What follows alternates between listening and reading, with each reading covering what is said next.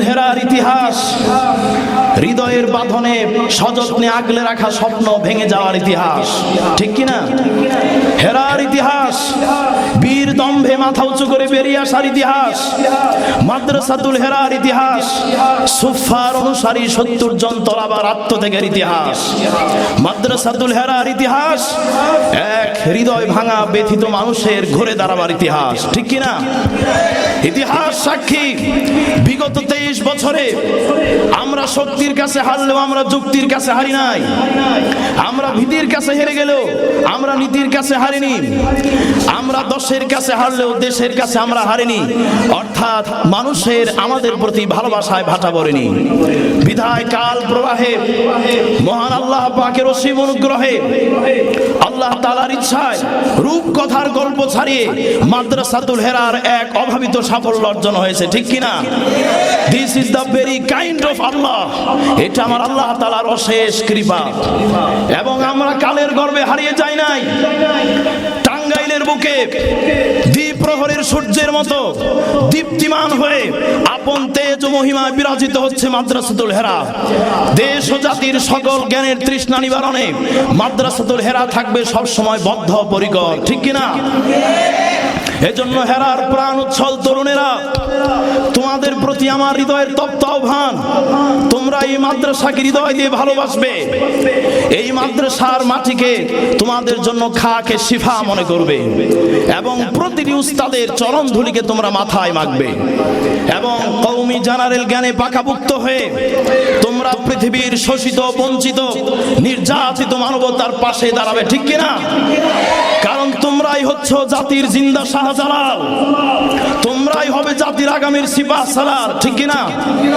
কারণ তোমাদের হাতেই শোভা পায় ইসলামের কালেমা খচিত পতাকা এবং সকল বাধা নিষেধের উচ্চ শিখরে তোমরাই উড়াবে ইসলামের উদ্ধত বিজয় পতাকা, ইনশাআল্লাহ। এই জন্য বলি যে হাত দিয়ে কখনো সূর্যকে ঢেকে রাখা যায় না, ঠিক কিনা?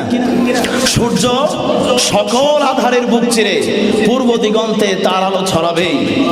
আপনি ফুল ছিঁড়তে পারবেন কিন্তু বসন্তের আগমনকে ঠেকাতে পারবেন না। বসন্তের আগমনে ফুল পাপড়িতে আবার বাগান শোভিত হয়ে যাবে। অতএব কারো মন্তব্য মাদ্রাসাতুল হেরার গন্তব্যকে ঠেকাতে পারবে না, ইনশাআল্লাহ। সকল ঝড় ঝাপটার মোকাবেলা করে, সকল বাধার পাহাড়কে মারিয়ে আমরা আমাদের সফলতার রাজপথে বিচরণ করব, ইনশাআল্লাহ। কারো প্রচারণা, কারো প্ররোচনা, কারো মিথ্যাচার আমাদের এই বেগবান গতিকে রোধ করতে পারবে না, ইনশাআল্লাহ।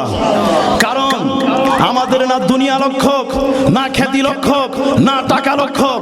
আমাদের লক্ষ্য একমাত্র আল্লাহ তাআলার সন্তুষ্টি।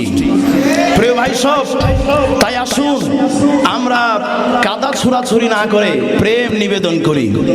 আসুন আমরা শত্রুতা না করে আমরা বন্ধুত্ব করি এবং আসুন আমরা সব হৃদয়ের হিংসা বিদ্বেষকে ঝেড়ে ফেলে ভালোবাসার চাদরে দেশের স্বার্থে, ইসলামের স্বার্থে সবাইকে আলিঙ্গন করে নেই। রাজি আছেন আপনারা? ইনশাআল্লাহ। We have to B United. আমাদেরকে ঐক্যবদ্ধ হতে হবে।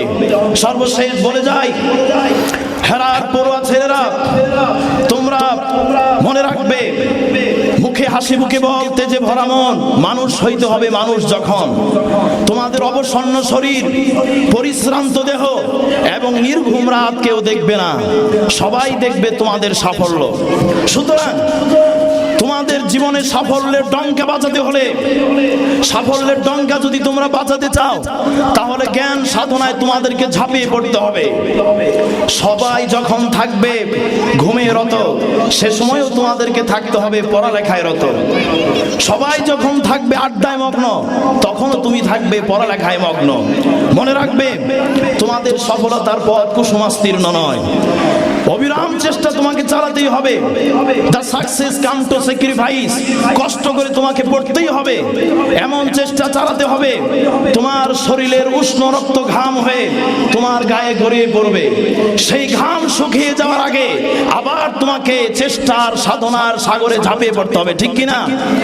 এইভাবে যদি পড়তে পারো, নিজেকে গড়তে পারো, কষ্ট সহিষ্ণু হতে পারো, তাহলে আমি সাহস করে বলতে পারি তোমার তোমাদের মধ্য থেকে আবার জেগে উঠবে নতুন শতাব্দীর সালাউদ্দিন আইয়ুবী, ঠিক কিনা? তোমাদের মধ্য থেকেই আবার উদ্ভাসিত হবে শহীদ তিতুমীর, ঠিক কিনা? তোমাদের মধ্য থেকে আবার জেগে উঠবে বাংলার খান জাহান আলী। এই জন্য তোমাদেরকে পড়তে হবে, নির্যাতিত মানবতার পাশে তোমাদেরকে দাঁড়াতে হবে। তোমরাই হবে সত্যের অগ্নিশিখা, তোমরাই হবে জালিমের বিভীষিকা, এবং সত্যনের মশাল নিয়ে, হকের আওয়াজ নিয়ে তোমরা দিক থেকে দিগন্তে ছড়িয়ে পড়বে ইনশাআল্লাহ। প্রিয় ভাই সব, শেষ কথা বলে যাই, লক্ষ্য যদি সঠিক হয় আর নিয়ত যদি সৎ হয়, কারো প্ররোচনা, কারো হিংসা আমাদের সফলতাকে রোধ করতে পারবে না ইনশাআল্লাহ। এই জন্য আসুন আর ঘুমিয়ে নয়, নয়ন মিলিয়া উঠরে মুসলিম উঠরে জাগিয়া, অলস্য জড়তা পাইতে দলিয়া, আল্লাহ তাআলার নাম স্মরণ করিয়া, যুগ জামানা পাল্টে দিতে চাই না বহুজন, এক মানুষই আনতে পারে জাতি।